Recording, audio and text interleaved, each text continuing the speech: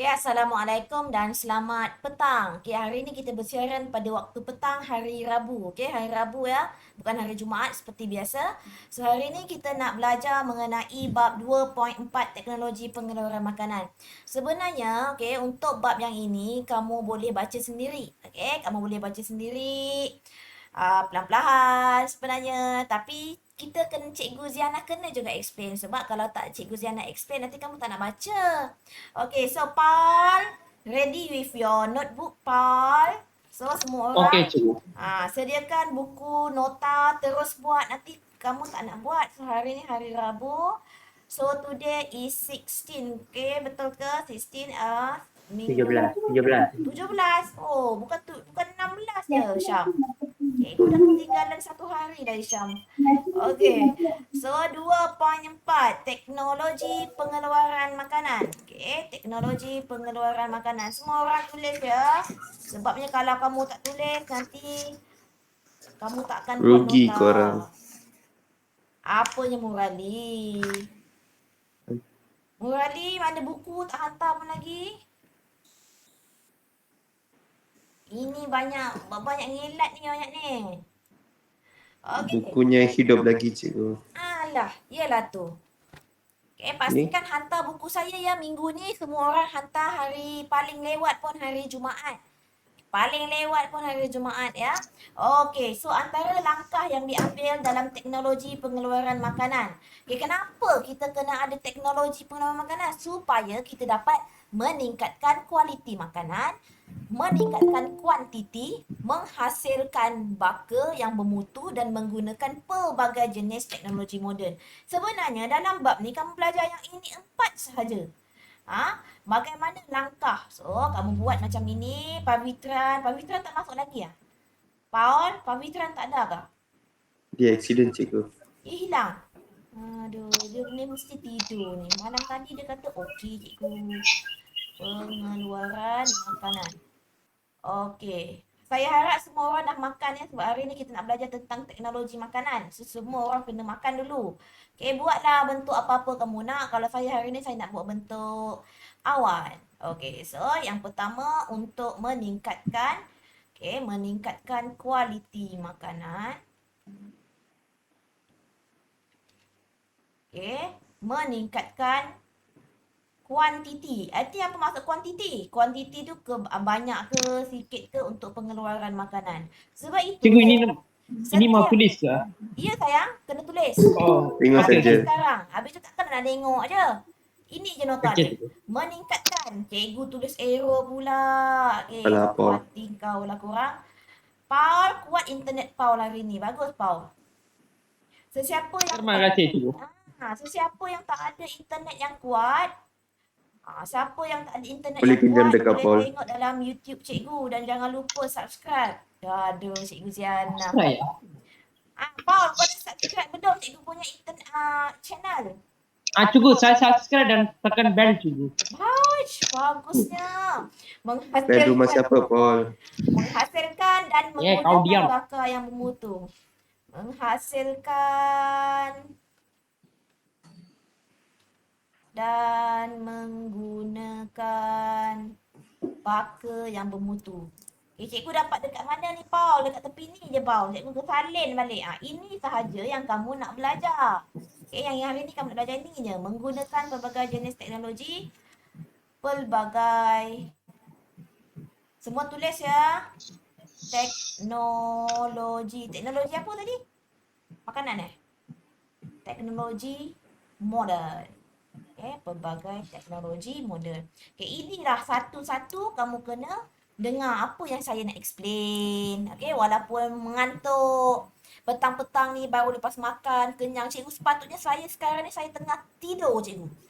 Cikgu dah kacau tidur saya. Cikgu. Ya, apa ha? Pavitran kata dia tak boleh masuk kelas sains ni. Kenapa? Tak tahu cikgu. Dia punya tu ID tak guna. ID tak ada guna. Sudah masuk, cikgu, sudah masuk. Pavitran sudah masuk. Okay, thank you Pavitran. Thank you Kamalanadan. Pavitran, kenapa internet tak ada kuat ke hari ni? Tak tahu, cikgu. Ya, tak tahu? Oh, yeah. Okey, so tim okey, selamat datang kepada Ganesh. Kenapa ada 2 orang Ganesh kat sini? Okey. So jangan lupa isikan saya punya kehadiran dekat bahagian chat. Dekat bahagian chat sila isikan kehadiran kamu. Okey, so kita nak belajar satu persatu. Okey. Okey, bagaimana kamu nak meningkatkan kualiti dan kuantiti pengeluaran makanan? Okey, selalunya kan.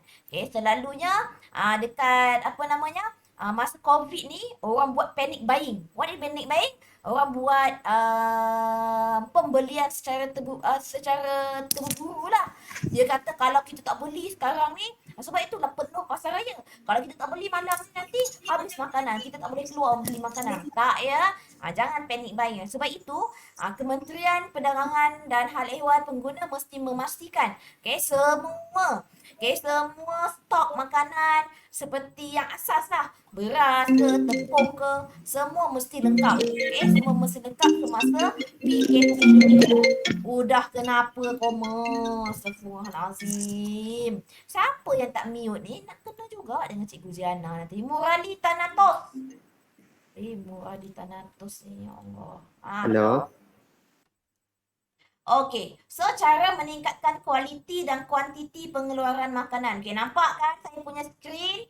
Kamalan Adan, nampak kan? Kamalan Adan, kenapa minggu Boleh, lepas tak datang Kamalan Adan?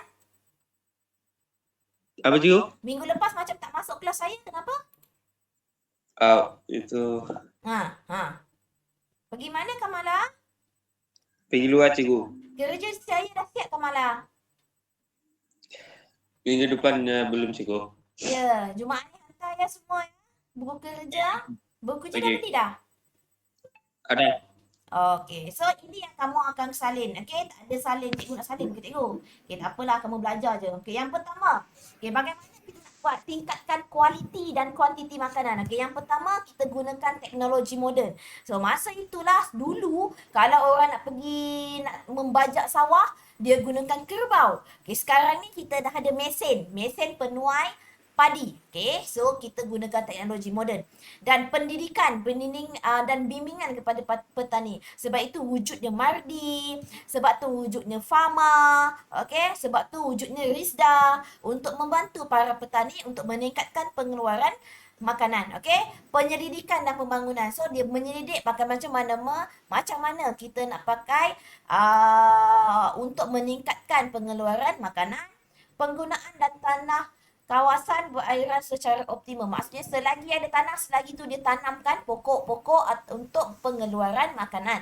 Okey, pengurusan tanah yang cekap. Dia bukan sahaja dia membiarkan sahaja tanah itu tergendala. Okey, dia akan bantu. Okey, agensi-agensi kerajaan dia akan membantu para petani untuk menguruskan tanah yang cekap dan penggunaan baka yang bermutu. Sebab itu selalunya kalau kamu tengoklah Fama ke Felda ke, dia akan membantu para petani, dia nak bagi baja ataupun benih yang sesuai, yang bermutu kepada para petani. Okey. So kemudian ini yang cikgu cakap tadi. Okey, ini yang cikgu cakap tadi. Okey, penggunaan baka yang bermutu. Okey, contohnya kan kelapa sawit. Okey, kita ada kelapa sawit Tanera yang mana dia punya buahnya lebat. Ais serung dia tebal, sabut dia tebal. Okey, tempurungnya pun nipis dan kalau dia punya sabut ini tebal, maksudnya penghasilan minyak dia banyak. Okey, lembu pula. Kita ada lembu Mafriol yang mana lembu ini akan menghasilkan susu yang banyak. Ini contohnya baka yang bermutu. Belimbing bintang mas. Belimbing ni warna kuning dan manis sangat dan rangup. Okey, kemudian kita ada betik eksotik yang mana betik eksotik ni dia punya tebal dan isinya sangat manis. Dan ayam pula, ayam Pak Akar Putra yang mana ayam ini kacukan yang mana dia akan besar, dagingnya sangat tekstur yang sangat sedap yang menyerupai seperti ayam kampung. Siapa yang pernah makan ayam kampung? Semalam Cikgu Ziana baru masak ayam kampung. Kamalan Adan pernah makan ayam kampung tak? Pernah? Tangkap ayam kampung. Syam, kau pernah makan ayam kampung tak, Syam? Ayam kampung ni, Syam, kau masak sahaja ayam goreng dah sedap. Goreng kunyit. Panas-panas dengan nasi panas.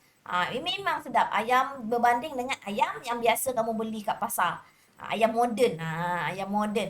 Ayam moden ni kalau ayam moden, ayam biasa yang kamu makan ni, dia punya dagingnya tak berapa sangat berbanding dengan ayam kampung. Ayam kampung dia lagi bermutu tinggi lah. Sedap. Okay. So, bagaimana ciri baka? Cikgu nak tulis ke? Tak apa, tak payah. Okay, yang ini untuk pengetahuan. Kamu tulis yang ini saja. Yang mula-mula cikgu cakap. Yang mana cikgu buat tadi?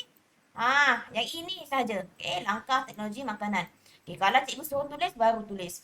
Okey, kenapa? Okey, apakah ciri baka yang bermutu? Okey, yang pertama, okey, daging, susu dan buah lebih bermutu, penjagaan dia mudah. Okey, kos dia pun rendah. So, dia tak ada rintangan kepada penyakit, hasil yang banyak dan cepat tumbuh dan matang. Itu adalah ciri baka yang bermutu. Ini adalah contoh-contoh penggunaan teknologi moden. Ni nampak tak? Okay, ini contoh mesin pengisar. Okay, yang ini pula mesin pengisi cecair. So, dia lagi mudahkan industri dalam packaging. Contohnya ini, kalau kamu perasan pernah pergi bekerja di kilang, okay, dia tak payah manusia yang isi kat dalam botol ni. Dia ada mesin dia sendiri. Yang ini pula mesin pengisar. Okay, dia ada mengisar. Dia tak payah guna sikit-sikit. Dia guna besar. Tak payah nak pakai penumbuk. So, ini dulu tak ada benda ni. Sebab itu lambat ya pengeluaran makanan. Okay, kemudian pengklonan. Cloning. Okay, pengklonan pun ciri yang baik. Yang baka untuk tanaman dan haiwan ternakan. Okay, ini pula adalah bioteknologi. Pemindahan embrio, pengklonan dan kejuruteraan genetik. Penggunaan drone. Okay, kenapa nak guna drone? Pernah nampak tak drone ni? Okay, drone ni, saya besarkan sikit. Untuk proses semburan baja ya. Dan ini dapat mengurangkan kos tenaga pekerja. Kalau sehari tu pekerja tu gaji dia RM50, so dia sudah jimat untuk menggunakan tenaga pekerja. Yang ini lah kita pakai ke traktor, jentolak, jentuai, okay, untuk mempercepatkan proses penanaman dan pemungutan hasil pertanian. Kalau dulu kita nak gunakan untuk membajak sawah ni susah. Kena buat satu-satu. Orang pekerja semua pekerja. Itu semua hasil tenaga buruh lah. So, tapi sekarang oleh sebab kita ada teknologi moden yang hebat ini, so kita tak perlu lagi menggunakan tenaga manusia. Okey.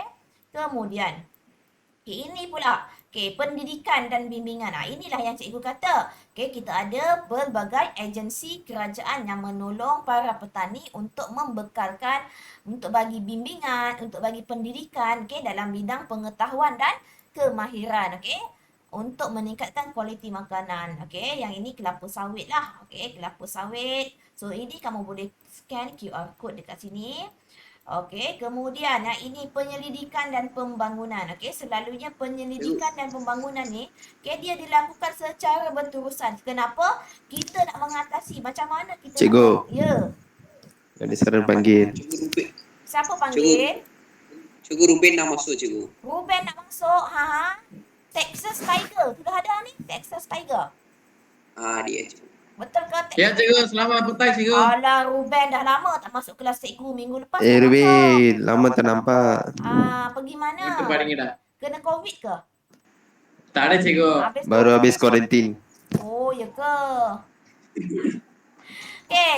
Ruben yang baru masuk sila isikan survey ya. Apa kehadiran ya? Okey. Survey hadiah.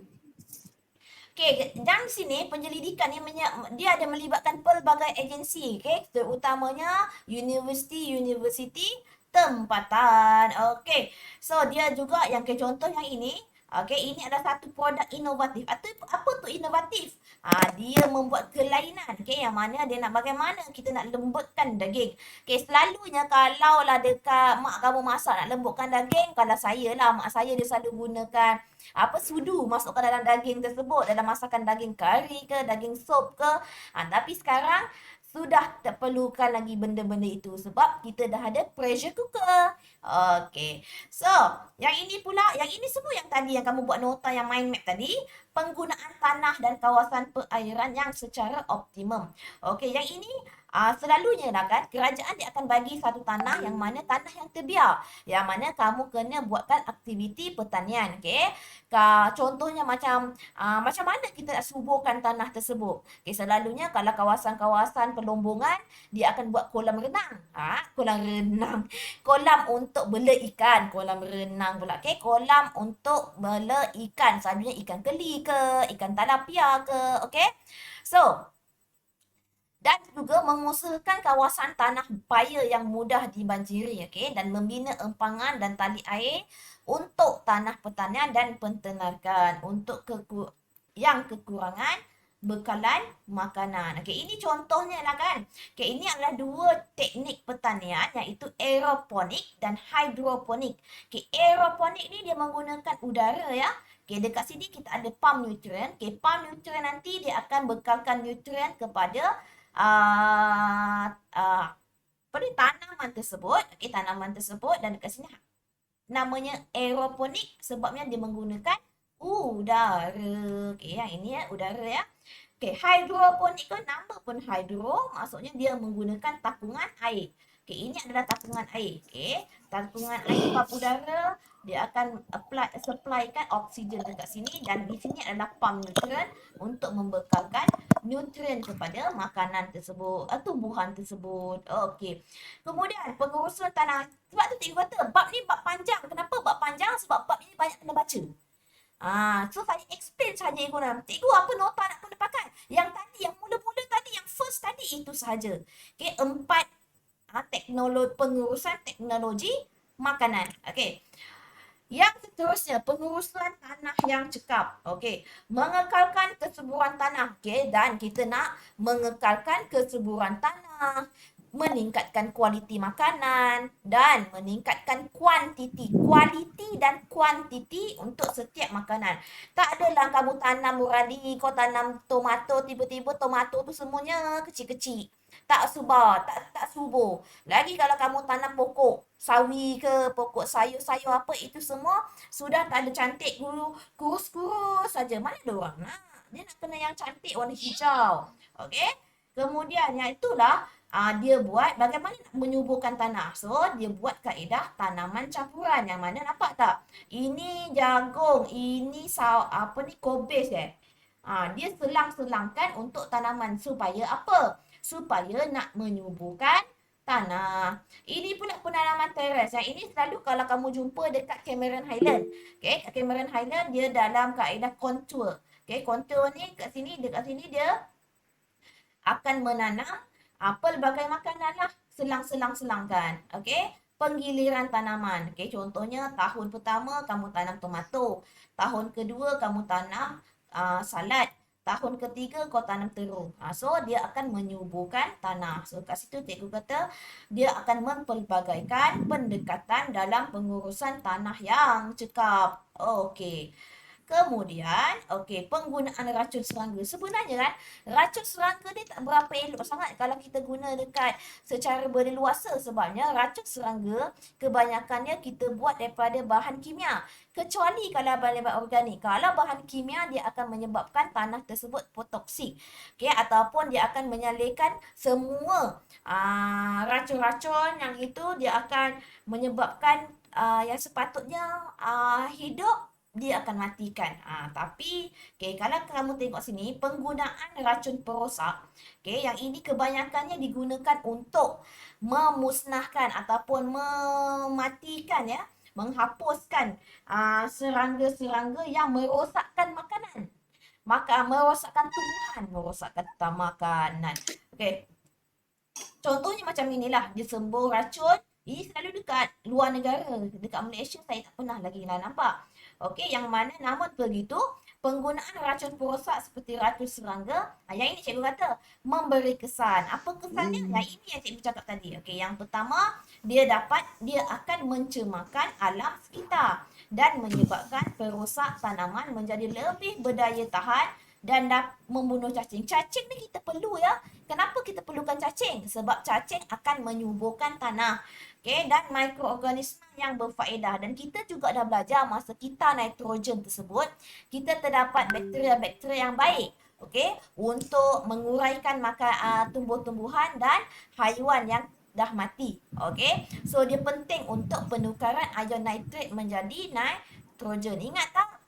Minggu lepas baru kita belajar kita nitrogen. Okey. Ingat cikgu. Yelah, ingatlah. Kawalan biologi. Apa pula kawalan biologi? Pernah tak kamu tengok? Okey, inilah namanya dia akan membela sesuatu untuk memusnahkan haiwan-haiwan perosak. Contohnya burung hantu ni. Okey, ini burung hantu. Dia akan boleh makan tikus.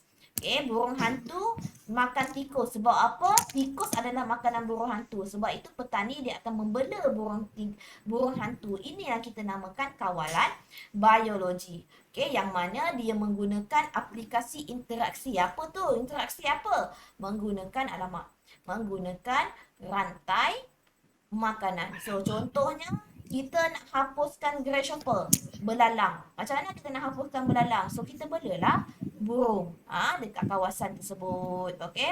Yang ini pula adalah penyengat bertelur dalam telur ramai-ramai lalu memusnahkannya. Okey, ini adalah antara kelemahan dan kelebihan kawalan biologi.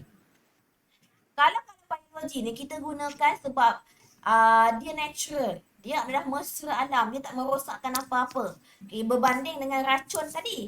Macam racun perosak tadi, racun khas serangga tadi, dia akan merosakkan tanaman. Okey, dia akan merosakkan tanaman. Okey. Kemudian kalau kamu tengok kepada yang ini pula, okey. Rubendra, you dah makan ke belum? Cantik kongsi facai kau. Aduh, budak-budak zaman sekarang ni. Apa tadi cikgu nak cakap dah? Cikgu lupa. Okey. Lebih mesra alam dan tidak memudaratkan kesihatan dan tidak menyebabkan perosak tumbuhan berdaya tahan dan lebih murah. Sebab apa? Kamu hanya bela je burung hantu kat situ. So, tak ada gunakan banyak duit. Tapi, kelemahan dia yang pertama, dia mengambil masa yang lebih panjang. Okay, adakah kamu boleh kawal burung nanti hari ni kau makan ni sebanyak tikus-tikus kat sini? Tak. Dia mengambil masa yang lama dan sukar untuk meramalkan hasil kawalan biologi tersebut. Okay, dan memerlukan perancangan dan pengurusan yang lebih teliti dan mengganggu keseimbangan ekosistem. So, bila dah banyak burung hantu kat situ, dia akan makan semua tikus-tikus. So, banyaklah nanti burung hantu yang akan ada kat situ. Dia mengganggulah, okay, mengganggu ekosistem tanpa perancangan. Cikgu Ruben. Ya, kenapa Ruben? Dia punya gambar. Ya, 2.20. okey. Saya nak, apa tadi ya? Saya dah cakap, ya Allah, Murani ni kacau aku. Okey. Dekat kawalan biologi digunakan tanpa perancangan yang baik akan menghasilkan pelbagai masalah. Contohnya penggunaan cepelai. Ini adalah haiwan namanya cepelai. Yang mana dia nak kawal populasi tikus dekat ladang tanaman tebu dekat Hawaii. Tapi gagal. Sebab apa? Cepelai ni aktif pada waktu siang. Manakala tikus pula aktif pada waktu malam. Dia tak sama lah. So ini menyebabkan cepelai tadi beralih kepada burung dan telur penyu sebagai makanan. Okay. So, dia akan memusnahkan benda yang lain. Sepatutnya telur penyu tu perlu untuk keseimbangan ekosistem. Okey. Kemudian itu sahaja. Okey, praktis formatif 2.4. Okay, setelah kita belajar banyak tadi, saya nak tanyakan soalan kepada Rubendran. Rubendran, are you with me? Okay, sekarang ni, Paon, are you with me, Paon?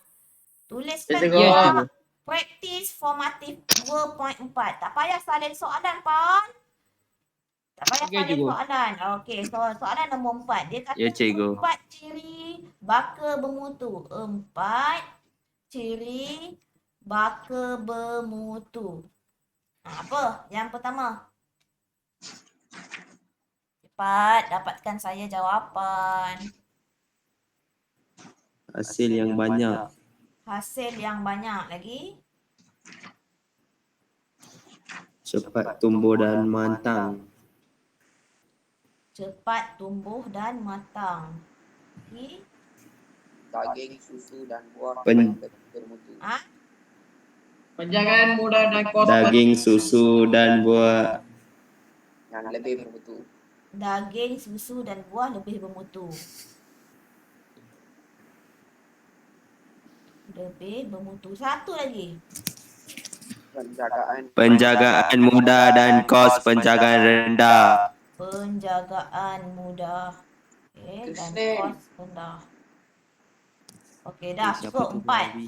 Nombor 2. Aku bakar Bagaimana kau. baka yang bermutu diperolehi melalui teknologi makanan?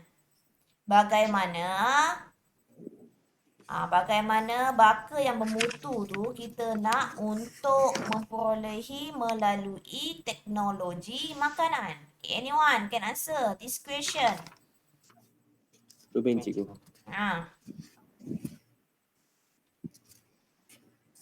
Ingat Dah tak page dah. yang ada pengklonan tu? Pengklonan. Okay, selain daripada pengklonan apa tadi? Kacukan. Boleh mana arti bro. Pakcik-pakcik sekalian. Okay, Ada nombor pecah 3. ketip. Namakan agensi yang memajukan pemasaran hasil tanaman. Tadi baru cikgu cakap. Kamaladan. Namakan agensi yang memajukan pemasaran hasil tanaman negara. Apa? F. Mula dengan F. Apa?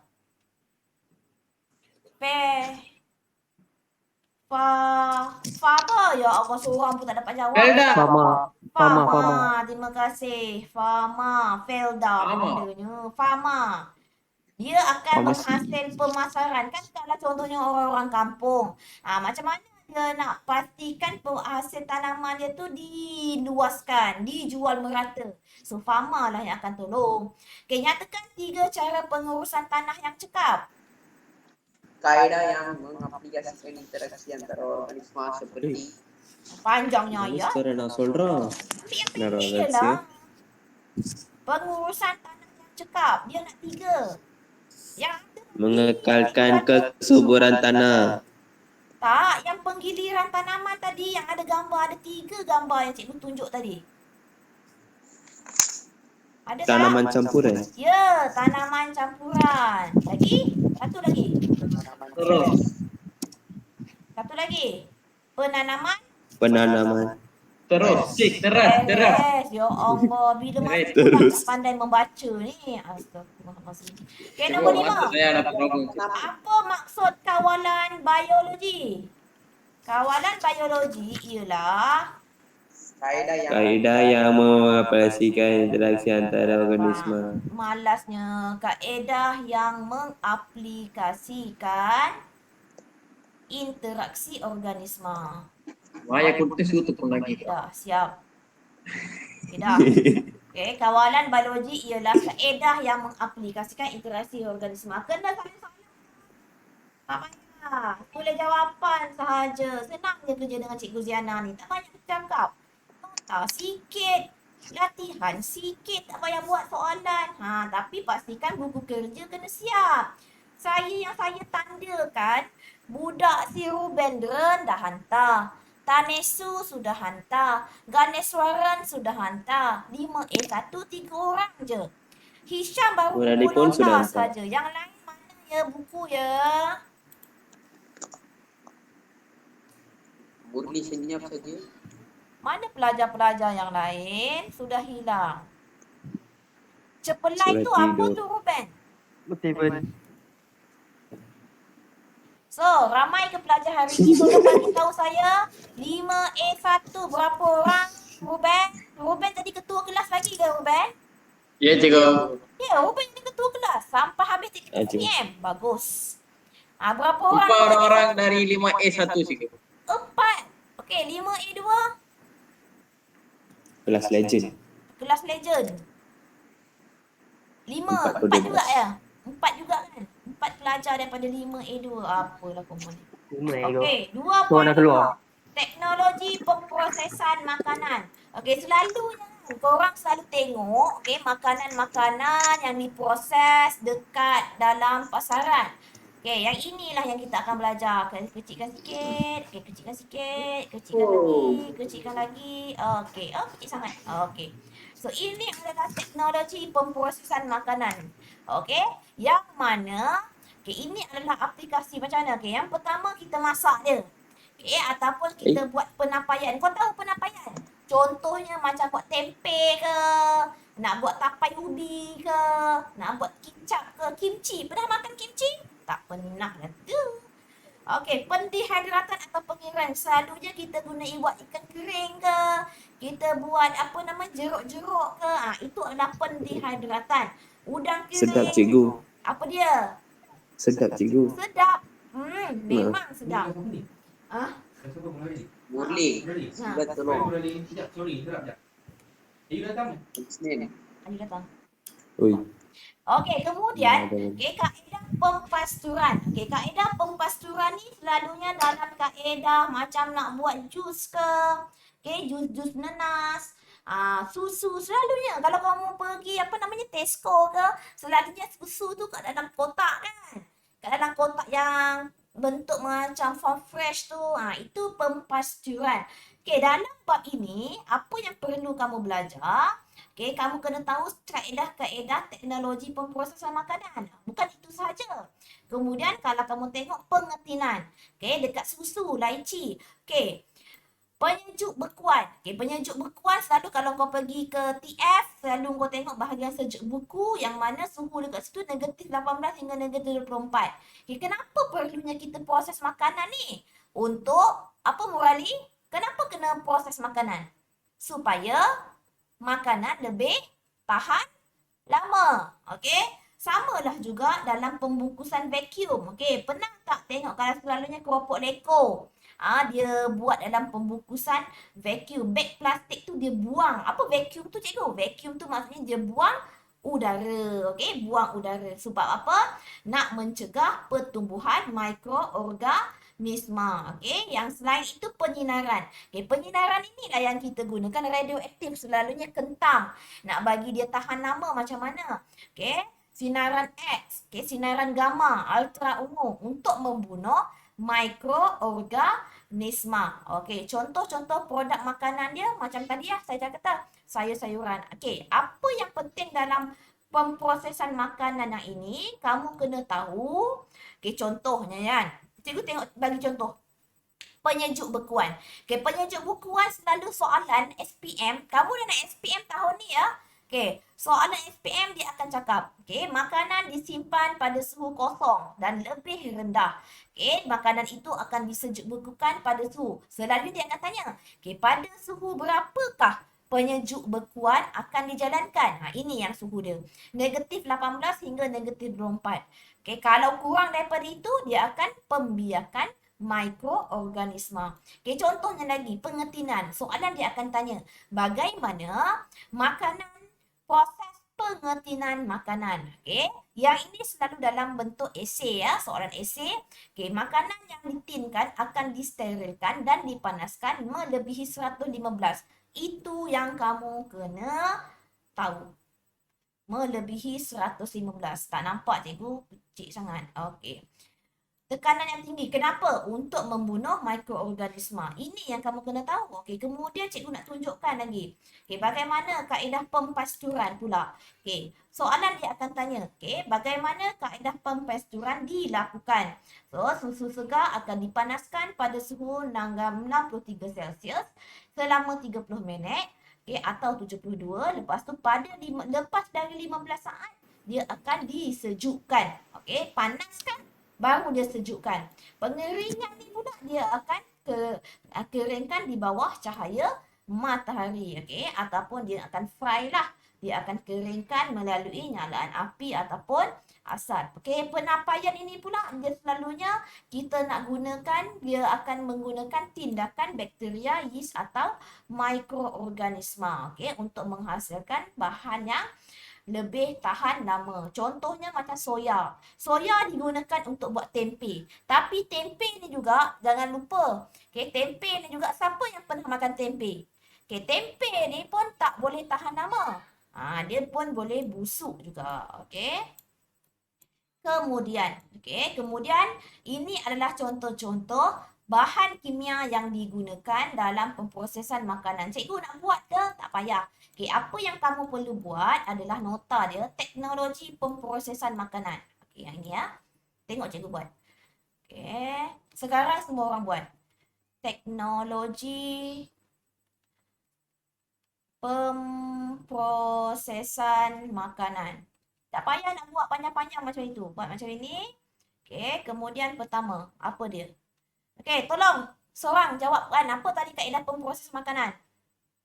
Murani, Hisham, Masak. Kamal dan Adan, apa dia masak? Ya cikgu. Masak. Okey, pemasakan, masak. Okey. Tadi yang pertama, yang kedua, Penyampaian. penampaian. Lagi?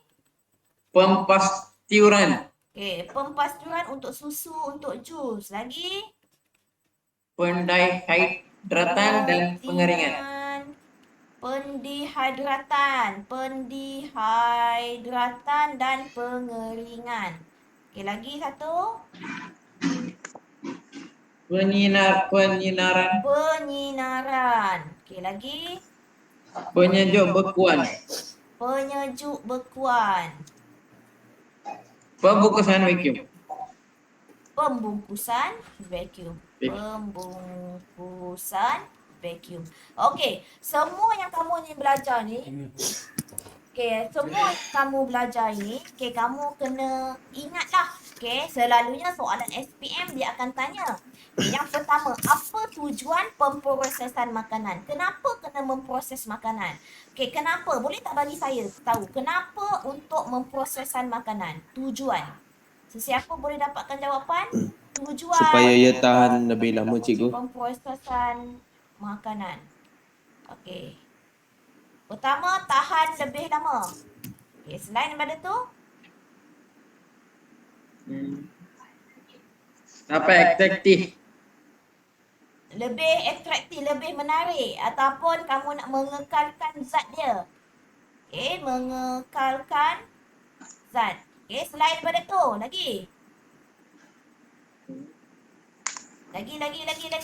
Kebanyakannya kita nak menghentikan pertumbuhan mikroorganisma.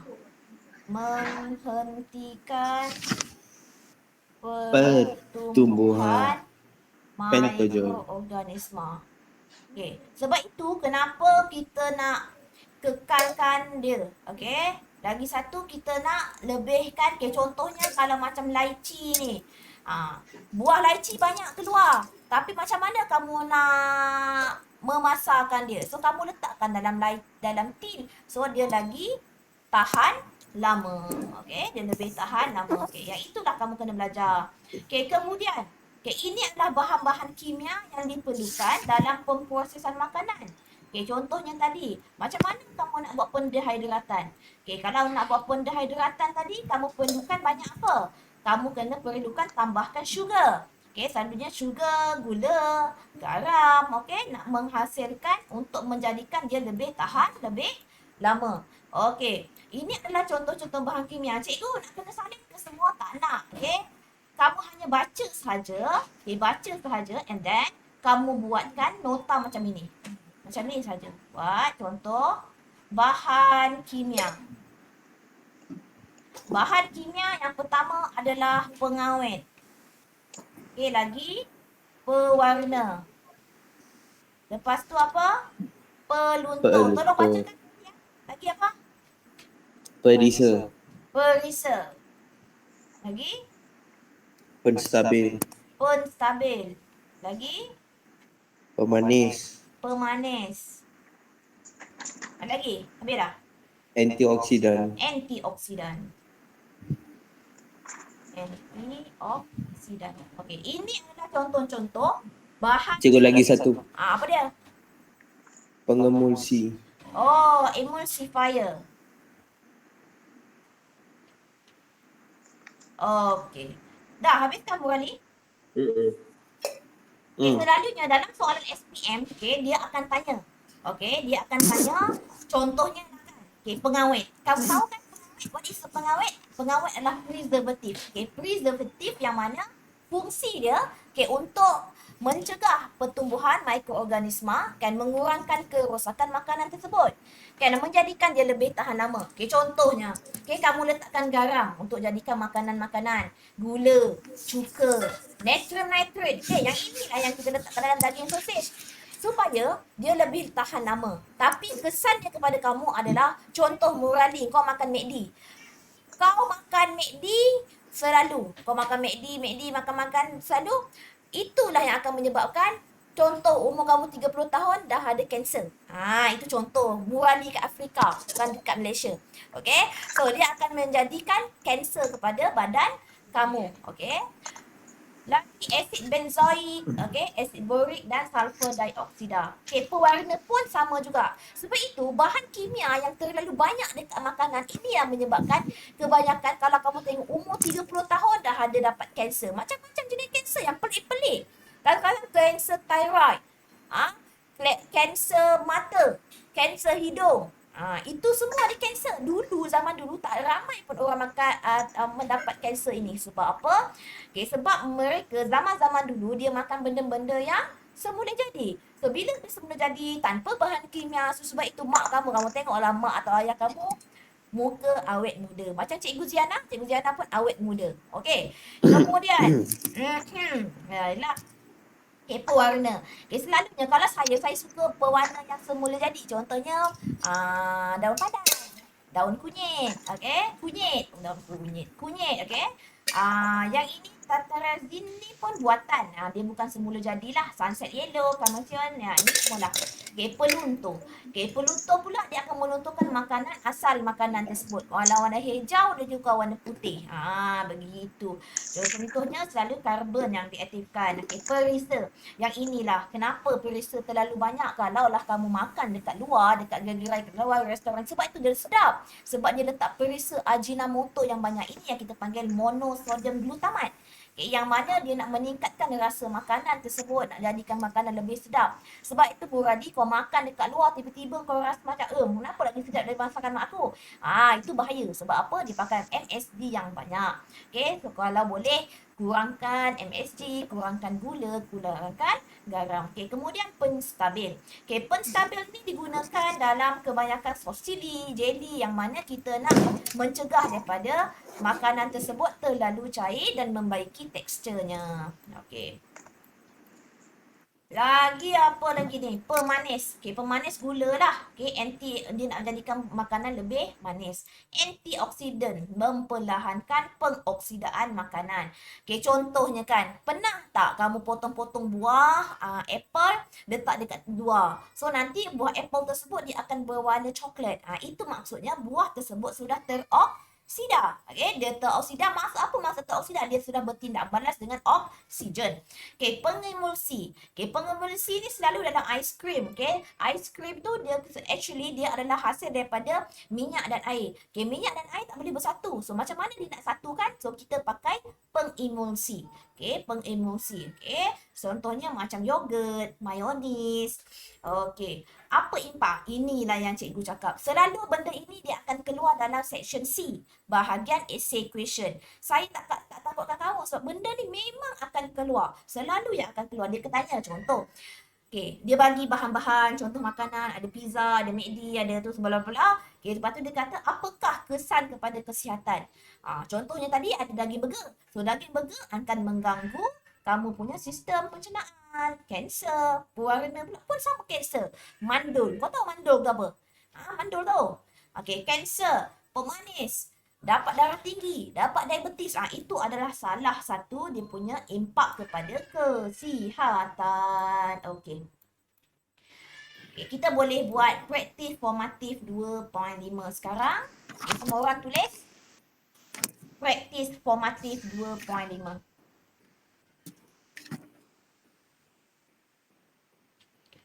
Okay, yang pertama. Apakah dimaksudkan dengan pemprosesan makanan? Okay, anyone can answer this question? What the meaning of processing, food processing? Makanan yang diproses tahan lebih lama, lebih enak, menarik dan mudah dicernakan. So, pemprosesan makanan adalah cara mengubah bahan makanan. Okay, salin ya. Okay, makanan mentah. So, makanan mentah tadi dalam bentuk semula jadi kepada bahan makanan dalam bentuk yang lain. Dah, nombor 1 dah. Okey, nombor 2. Nyatakan 4 tujuan pemprosesan makanan. Okey, tujuan. Siapa boleh dapat? Yang tadi, kita dah dapat dah tadi. Kita dah pemprosesan makanan. Kita dah jawab dah tadi. Yang pertama apa? Kamalan. Tahan Supaya lebih lama. good. Tahan lebih lama. Ruben? Lebih enak. Lebih sedap. Lagi? Lebih berkhasiat. Atraktif. Good. Lagi satu lagi. Lebih atraktif Mudah. cikgu. Lebih menarik. Ya. Menarik. Lebih menarik. Okey, nombor 3. Okey, apakah 4 kaedah pemprosesan makanan? Okey, cepat. Kaedah pemprosesan makanan pula. Tolong jawab. Pemastiran. Good. Dia nak 4. Lagi? Pembekuan. Pembekuan. Pempastuan. Penyinaran. Penyinaran. Lagi? 2 lagi. Pemungkinan. Pengetinan. Good. One more. Pembungkusan vacuum. Pembungkusan vacuum. Vacuum. Bagus. Okey, nombor 3 dah. Nombor 4. Nyatakan bahan kimia yang digunakan dalam nasi kunyit. Nak jadikan nasi warna kunyit. Ini apa? Pewarna ke? Ya, that is a pewarna. Sos cili. Perisa. Pensel. Pandai lah. Penstabil. Pun stabil. Beras putih. Nak jadikan beras yang warna perak tu jadi putih. Pengawet. Pelun. Ruby உனக்கு பின்னாடி யாரோ உட்காந்து ஆன்சர் சொல்றாங்க தானே? Okey, Ilada. apa kegunaan karbon yang diaktifkan dalam penyelidikan Ilada. kelapa sawit? Okey, untuk melunturkan அப்படியே வணங்குதுடா. warna Maka சாப்பிட்டுக்கிட்டு இருக்கேன். asal minyak sawit. Okey. Okey, next. Nombor rajak 1. Okey, ini kaedah apa ni? Vacuum. Vacuum. Pembungkusan vacuum. Kena panjang lah. Alah, apa benda lah cikgu tulis ni. PV.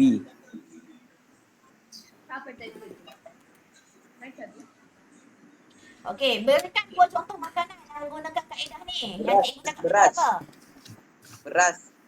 Beras cikgu. Apa? Beras. Beras pakai vacuum ke? Ya cikgu.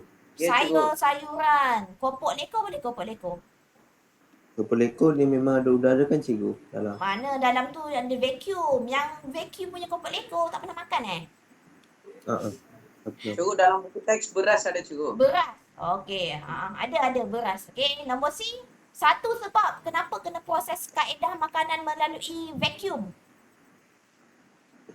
Mencegah pertumbuhan mikroorganism di dalam pembungkusan Okey, lain selain tu? dan hentikan pengoksidaan makanan. Pengoksidaan makanan. Menghentikan pengoksidaan makanan. Okey. Menghentikan pengoksidaan.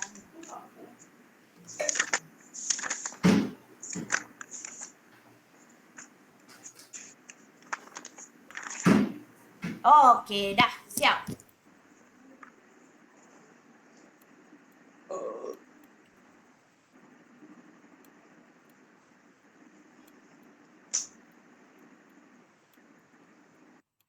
Okey, so sebelum saya habiskan yang ini, kita akan habiskan minggu depan. Okey, yang ini last adalah untuk makanan kesihatan dan suplemen. Nak saya habiskan ke nak saya stop? Habiskan cikgu one shot. Ada satu Last je kan, lagi last. Okey lah, Yang mana itu je last sekali. Okey, yang mana? Okey, untuk buat ini sikit saja. Okey, yang mana? Okey, makanan kesihatan dan suplemen kesihatan 2.6. Okey, makanan kesihatan merupakan bahan makanan umum jadi yang terkandung dalam gizi normal. Okey, ini maksud makanan kesihatan. Okey, yang ada terkandung bahan-bahan yang gizi normal. Okey. Contoh ini yang makanan kesihatan ini biasanya makanan yang original lah. Okey, contohnya halia, brokoli, okey. Suplemen kesihatan. Suplemen kesihatan ni pula, okey, selalunya kalau contohnya kamu nak vitamin C. So, mak kamu belikan kamu pil vitamin C. Okey, ataupun mak kamu nak bagi kamu tulang yang kuat. So, mak kamu bagi kamu makan kalsium. Okey, itu semua adalah suplemen. Ada tak sesiapa yang makan suplemen mak dia bagi makan sekarang ni?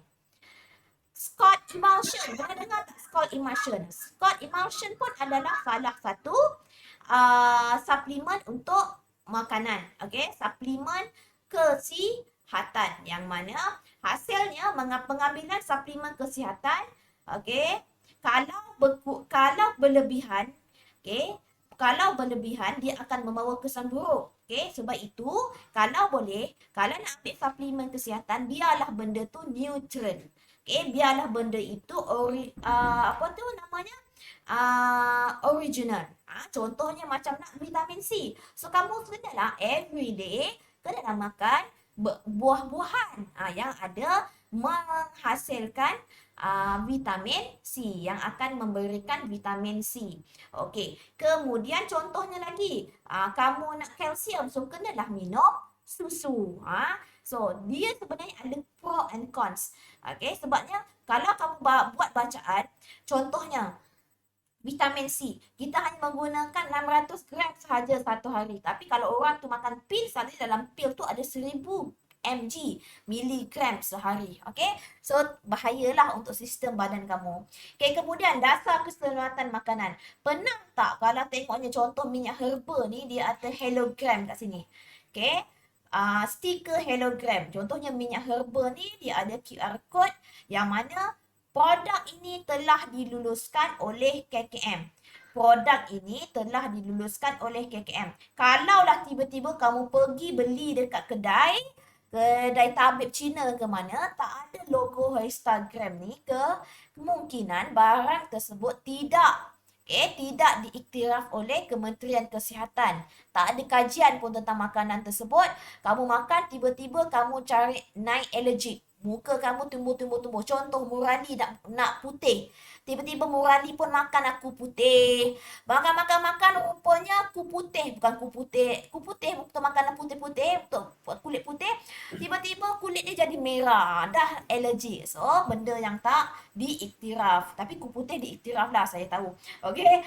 So, benda ini semua, okey, dia ada pihak yang mengawal dia. Sebenarnya macam mana tiba-tiba makanan tersebut boleh jadi suplemen kesihatan kepada kamu? Kemungkinan makanan tersebut ada dadah. Okey? So pastikan setiap makanan ataupun ubat-ubat yang kamu ambil ada QR code dia yang mana dia adalah diiktiraf oleh kesihatan.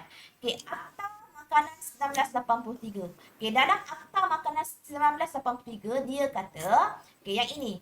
Okey, roti. Okey, contohnya saya ambil roti. Dia mesti ada label makanan ini. Yang pertama, okey, dalam bab ini tolong tuliskan label ini ya. Akuan pemakanan. Dan yang mana dia menunjukkan kualiti makanan tersebut. Okey. Kemudian pelabelan makanan. Dia ada labelkan makanan tersebut mengenai apa kandungan makanan tersebut. Penyataan aditif. Apa tu aditif? Yang mana pengawet ke, pewarna ke, perisa ke, antioksidan. Okey. Kemudian penyataan mengenai kuantiti. Berapa gram yang itu. 1 kilo beras contohnya. Kalau tak ada, salah. Okey, penandaan tarikh. Pastikan ada tarikh luput. Kalau kamu beli-beli, tiba-tiba tarikh luput tersebut dah capai, kamu ada hak untuk tukar dekat kedai. Kalaulah contoh, kedai tersebut dia tak nak terima, kamu boleh bawa kepada KBBN KK yang mana dia hak pengguna lah. Okay, kemudian kamu kena ada nama lah brand tersebut. Okay, contohnya roti. Okay, senarai ramuan, arahan penyimpanan. Contohnya sila simpan makanan ini di bawah suhu negatif 10. Di tempat yang kering, di tempat yang sejuk. Itu adalah arahan penyimpanan makanan. Dan maklumat pengeluaran. Contohnya dari mana makanan tersebut dibungkus. Dari mana makanan tersebut diproses. Itu adalah maklumat pengeluaran makanan. Okey. Dan logo halal dia tak semestinya ada dekat dalam label. Tapi logo halal itu penting untuk orang Islam menentukan bahawa makanan tersebut halal ke tak. Kadang-kadang ada sesetengah syarikat yang mana dia meletakkan label halal yang mana tiruan, yang tak diiktiraf, okey, yang tidak diiktiraf oleh tak diiktiraf oleh Jabatan Kesihatan Majlis Islam Malaysia. Okey, logo halal ni kena mohonlah. Sebenarnya kalau nak mohon itu memerlukan banyaklah prosedur dia. Okey, kemudian last kali kita buat praktis formatif 2.6. Okey, yang pertama, apakah yang dimaksudkan dengan makanan kesihatan? So, makanan kesihatan tadi apa maksudnya?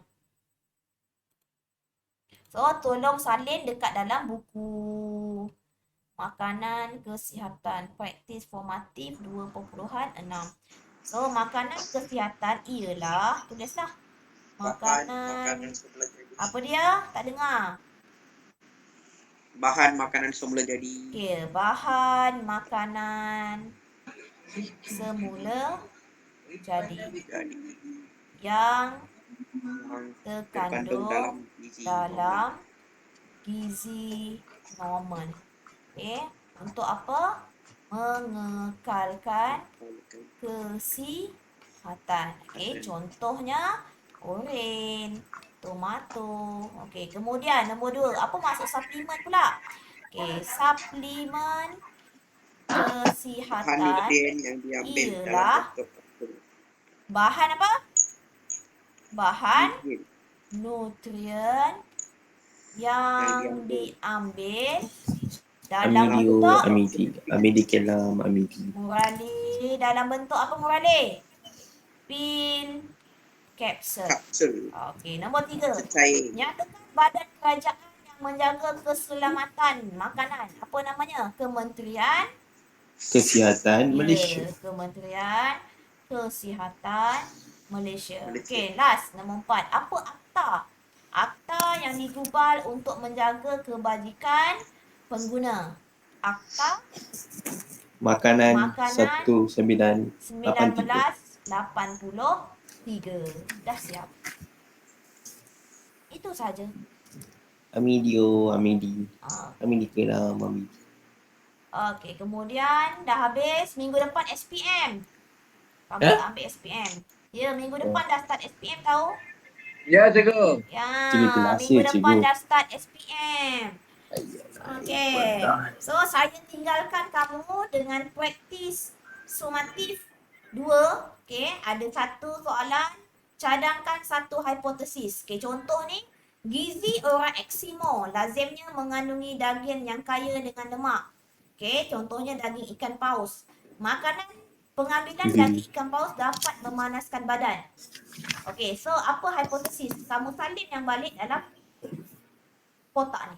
Kamu katalah, pengambilan daging ikan paus dapat memanaskan badan berbanding makanan yang lain. Dah, siap. Okey, apakah eksperimen yang kamu gunakan? Nah, yang ini kamu gunakan eksperimen yang kita bakar. Ingat tak?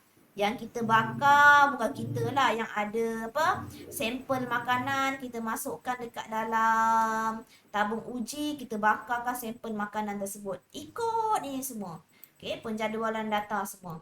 Okey, lagi soalan dia tentang ini. Okey, soalan nombor 2 ni dia tanya tentang lukiskan graf. So, tolong lukiskan graf. Kemudian kamu kirakan dia banyak graf purata. Okey, lepas tu dia kata nyatakan purata keperluan harian. So, kira tambahkan ini semua bahagi umur 12 tahun. So, umur 12 tahun agak-agak berapa? So, mesti antara 8,000 hingga 9,500. Lepas tu pula, apakah hubungan antara purata keperluan dengan umur?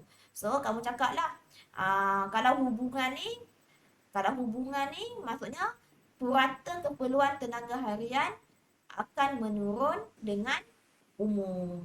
Dia meningkat, tetapi pada ketika umur 30 tahun, umur 25 tahun, dia akan semakin menurun. Okey. So, ini adalah aktiviti pengayaan tenaga cempedak. Okay, cempedak dia kata Cepedak. cempedak. Pernah makan cempedak tak? Nah cikgu. Ha. Okey. So, terangkan Cempedak dia ada goreng cheese. cempedak goreng cheese bila masa pula. Okey. Okey, terangkan bagaimana pump basikal dapat berfungsi sebagai vacuum. Maksudnya dia dapat serapkan kamu masukkan cempedak dalam beg plastik ni, macam mana dia nak keluarkan udara kat dalam tu. Bagaimana pula keberkesanan dia. So, kamu cakaplah yang nombor 1 ni, kamu cakaplah masukkan beberapa ulas cempedak dekat dalam beg plastik. Macam mana pump basikal pula? Pump basikal ni kamu cakaplah dia digunakan untuk mengeluarkan udara dalam plastik. Okay. Macam mana keberkesanan dia? So, kalau dia dah kedap udara, dah tak ada udara, maksudnya dia tidak akan teroksida dengan sendiri. Itu sahaja. Okey, Muradi boleh? Boleh cikgu. Boleh, semua cikgu boleh. Okey. So, saya nak tunjukkan dekat kamu buku kerja, tolong buat ya. Itu sahaja cikgu. kerja kamu. Buku kerja sila siapkan sehingga bab 2. So, minggu depan kita ada jadual baru. Mungkinlah. Mungkinlah nanti kamu minta kat guru kelas kamu. Kemungkinan kamu akan ada. Okey. Okey. Cikgu Mizan buat kelas kat FB. Okey. So, apa-apa pun, terima kasih sebab hadir kelas saya. Dan kita akan jumpa. So, kerja kamu adalah buku kerja sahaja sekarang. Nota dah siap, latihan dah siap. Betul tak, Rubendran? Belum cikgu. Belum juga. Cikgu dah habis bab 2, Rubendran. Paling lewat hari Jumaat hantar ya. Okey cikgu, boleh cikgu. Okey. Boleh. Okey, so jumpa lagi. Terima kasih sebab hadir. Kamu pun ada kelas. Sepatutnya kelas akaun pukul berapa? 4. Pagi-pagi cikgu. Pukul 9.